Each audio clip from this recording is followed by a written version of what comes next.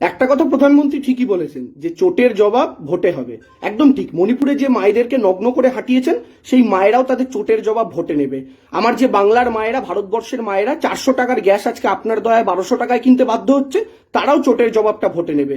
যে মায়েরা আজকে 20 টাকার কেরোসিন তেল 120 টাকায় কিনতে বাধ্য হচ্ছে, তারাও চোটের জবাব ভোটে নেবে। আর এই যে বাংলার মাটিতে এসে আপনি আজকে 5 বছর পরে আবার সভা করছেন, 2 বছর বিধানসভা ভোটের 2 বছর পরে এসে আবার সভা করছেন, লোকসভা আসন জেতানোর কথা বলছেন।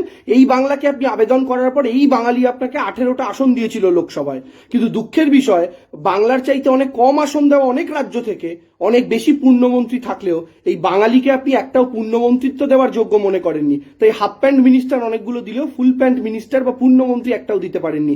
এই চোট বা এই অসম্মানের জবাবও তো বাংলা নেবে। শুধু তাই কেন, গত লোকসভা নির্বাচনের পর আসামে 16 লক্ষ হিন্দু বাঙালিকে এনআরসির নাম করে ঘরছাড়া করেছেন, তাদের প্রত্যেকের থেকে ভিটে মারি কেড়ে নিয়ে তাদেরকে ডি ভোটার করে দিয়েছেন। এই চোট, এই অসম্মান, ঘরের মধ্যে থেকেও যে পরের থাকা, অন্য দেশে থাকা, অন্য মাটিতে থাকার যে যন্ত্রণা, সেটা যে মানুষকে অনুভব করিয়েছেন, তারাও তাদের চোটের জবাব ভোটে নেবে। বিশেষ করে এই বাংলার মাটিতে বাংলার মানুষ আপনাদের বহিরাগত নেতাদের বাংলার মাটিতে এসে বাংলাকে নিয়ন্ত্রণ করতে চাওয়ার যে ইচ্ছা, সর্বোপরি বাংলার 100 দিনের টাকা আটকে রাখা, আবাসের টাকা আটকে রাখা, এই যে সাধারণ মানুষের চোট, সেই সমস্ত চোটের হিসাব ভোটে এবার হবে। প্রধানমন্ত্রী একদম সঠিক বলেছেন।